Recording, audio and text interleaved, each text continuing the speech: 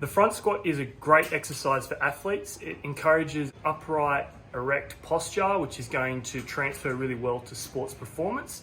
And it also allows us to load those really important muscles in the quads and the glutes to a higher extent than compared to, say, something like a low bar back squat.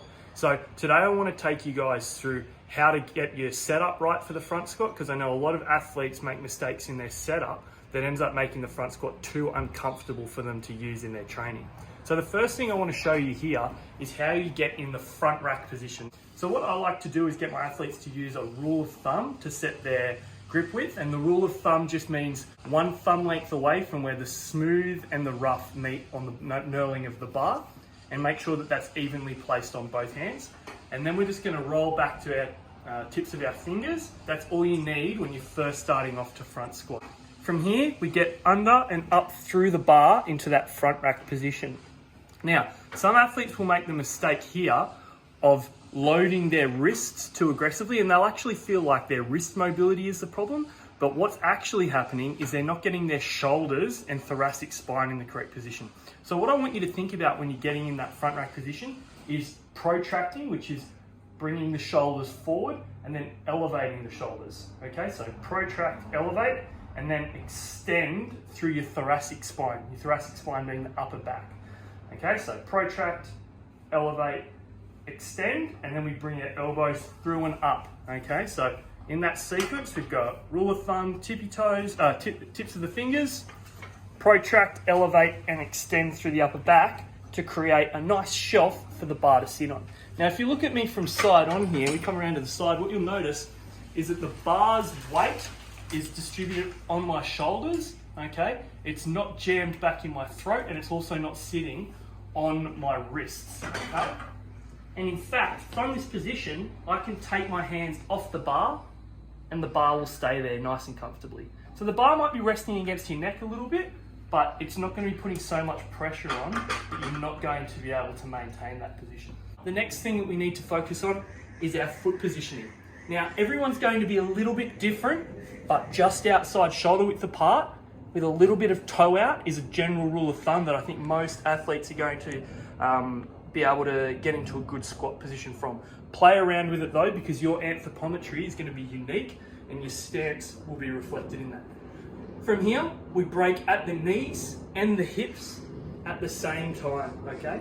Knees and hips at the same time, stay tall and sink down, okay? Knees and hips together, sink down, come back up. Now what you might notice, and a lot of athletes might struggle with this, is that I'm struggling to get right into a deep squat. Now it's important that we make sure we train through a full range of motion. So if you're finding that you're struggling to get into the bottom of a squat, it's often due to a bit of a lack in ankle mobility. And what we can do is use tools to help us get into a better position and create extra ankle dorsiflexion, which is that knee drifting in front of the toe. If you look at when my heel is elevated, I can get my knee a lot further in front of my toe as I can with my heel flat on the ground. So we're going to use this tool now to help us get into a deeper squat. Again, you're just going to set your feet, same sequence, good setup, and then as we squat down, see how much deeper I can get now? I can actually hang out in the bottom of this squat far more comfortably than I was able to do when my feet were flat on the ground. Now, another tool that we can use is a weightlifting shoe. Now I've got some here, all right, and these shoes actually have an elevated heel built into them. And unlike a running shoe, that heel is solid and stiff, so you get a lot of stability and stiffness out of this footwear. Now if I pop these on, again, you'll get the same sort of benefit that you did from raising the heels. So with the weightlifting shoe on, my heels are now higher than they would have been naturally, and I can get down and out of that nice deep squatting position without getting caught in an uncomfortable position. And like I said before, really important that we get into the bottom of that squat, so we're training our muscles through a full range of motion and applying tension at all sorts of different muscle lengths so that we get development of that tissue across a full range of motion.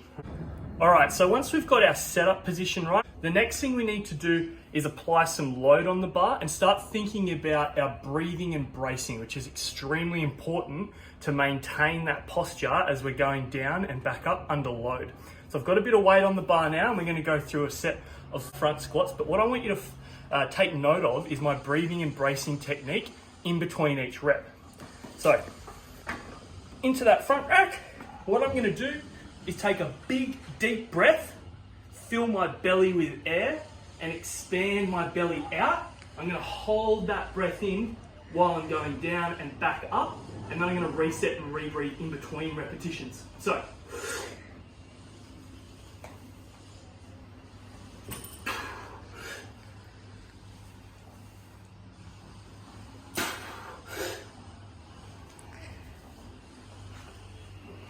what I'm looking to do there to set up a bit of a sequence and a habit is start by squeezing my glutes to extend my hips and set my lumbo-pelvic position in a neutral position. Big deep breath in, push all that air down and expand my belly, not only just forward, but also laterally out through my transverse and abdominis and obliques to create a lot of intra-abdominal pressure, which is going to stabilize the lumbar spine. Squeeze the glutes, big deep breath, push out. Really important that we keep that breath in all the way down and all the way back up. Do not breathe out on the way back up. Some athletes get taught to do that in like PE when they're learning about strength training, but when we're under heavy loads, we do not want to lose that intra-abdominal pressure, because that will actually become the weak point in the kinetic chain, and you can expose your lumbar spine to a risk of injury. The next thing I want to talk about is a tool that we can use to give ourselves even more kinesthetic feedback and extra awareness of our breathing and bracing technique.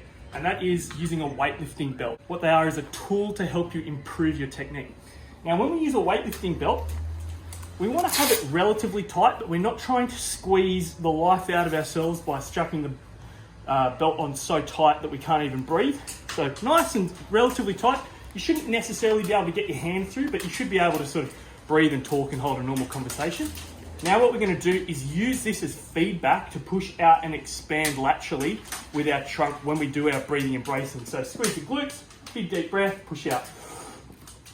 When you do that, you'll feel this incredible amount of tension and pressure that's being produced against the belt, and that increases that intra-abdominal pressure, creating extra stability in the lumbar spine, which is going to really help you when you then go into your front squat.